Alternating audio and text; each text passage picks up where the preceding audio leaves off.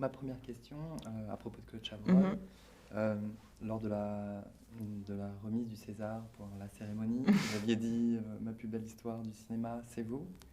Ça l'est toujours? Ah oui, je crois. Oui, oui. De plus en plus. Ne serait-ce que par le nombre de films que j'ai fait avec lui. C'est le septième? Oui, c'est le septième, oui. Septième. Oui.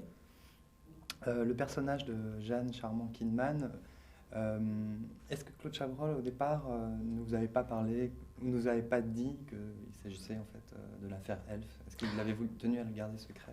Non, pas particulièrement. On savait très bien que ça s'inspirait de près ou de loin de l'affaire Elf, mais on comprenait aussi très vite, rien qu'à la lecture du scénario, que l'affaire Elf intervient comme une toile de fond et que le film n'est pas frontalement et directement sur l'affaire Elf, mais le film déraille très vite de cet axe. Et c'est un peu comme les trains, il y a un train qui peut en cacher un autre, et dans les films de Chabrol, souvent, il y a un film qui en cache un autre.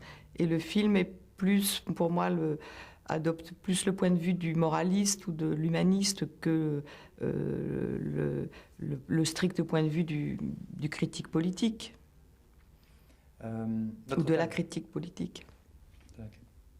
Votre personnage est particulièrement ambigu à tous les niveaux. Est-ce que ça, c'était quelque chose que vous aviez tout de suite Je ne crois pas qu'il soit ambigu dans le même sens que certains autres personnages que j'ai pu jouer précédemment. Je crois qu'il est multiple. Il est envisagé dans sa multiplicité de situations. C'est ça peut-être qui le rend complexe, mais pas tellement ambigu. Je crois qu'il est très varié et qu'il y a aussi une sorte d'adaptation, une faculté d'adaptation un peu fonctionnelle à toutes les situations qu'elle traverse, et qu'on nous donne à voir un personnage qui est d'une certaine manière dans la sphère publique et d'une autre manière dans la sphère privée et intime, et à l'intérieur de cette sphère intime qui va être aussi très différente selon qu'elle est avec son mari ou selon qu'elle est avec son neveu qui incarne un projet de vie qui n'est pas du tout le sien, qui est une autre option pour la vie, qui est au fond le seul personnage qui a une certaine capacité au bonheur dans le film, qui serait plus dans la jouissance du moment, alors que tous les autres personnages sont dans une sorte de jouissance forcenée de l'action et de l'objectif à atteindre. Alors tout ça fait un personnage assez complet. En même temps, c'est un personnage qui est très obstiné, même si la fin tend à, disons, altérer cette première vision.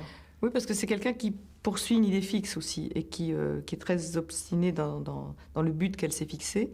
Et comme souvent, quand on prend un grand plaisir à faire ce qu'on a décidé de faire, qui finit aussi par presque, chemin faisant, à oublier finalement une partie des raisons pour lesquelles elle fait, mais qui reste, la chose est uniquement concentrée dans cette idée fixe qu'elle poursuit. Et c'est aussi ça qui la rend aussi à un moment donné un peu sourde et aveugle au monde qui l'entoure, et en tous les cas aux gens qui l'entourent aussi, à sa vie privée. Et c'est aussi quelqu'un qui, à 2 reprises, fait état de quelque chose qui lui manque. C'est quelque chose qu'on lui dit dans un premier temps, c'est son mari qui lui dit. Et c'est aussi quelque chose qu'elle rappelle à la fin du film, comme si aussi, pour chacun, que ce soit elle ou les autres personnages du film, les hommes du film, dans cette recherche effrénée du pouvoir, ça finit par masquer, c'est un peu un puissant fond, et ça finit par masquer une sorte d'incapacité à trouver autre chose dans sa vie, qui serait tout simplement la capacité de vivre l'instant présent. Avec Claude Chabrol, comment se passent les choses? C'est toujours en constante évolution? Ou est-ce qu'il y a une habitude qui fait qu'on découvre encore de nouvelles choses? Un petit peu la même chose. Bien, moi j'ai un peu le sentiment que c'est une relation qui s'est définie dans ses bases dès le premier film, dès Violette Nozière, avec cette idée que, au fond, au cours des 7 films que j'ai fait avec lui, il y a une héroïne chabrolienne qui serait toujours un petit peu la même, qui est toujours un personnage un peu solitaire, seul contre tous, contre un monde d'hommes. Et en même temps, c'est dans des genres tellement différents à chaque fois, qu'à chaque fois, la possibilité m'est donnée aussi de découvrir le personnage au fur et à mesure que je le joue, en fait, sans idée préconçue, sans dessin très défini au départ. Il y a une sorte de confiance qu'il est permis d'accorder au personnage dans ses égarements, dans sa recherche de sa vérité et dans sa recherche d'elle-même. Donc il n'y a pas de cahier des charges, il n'y a pas les personnages ne relèvent jamais ni de l'antipathie ni de la sympathie. On est simplement guidé par eux dans leur traversée des événements.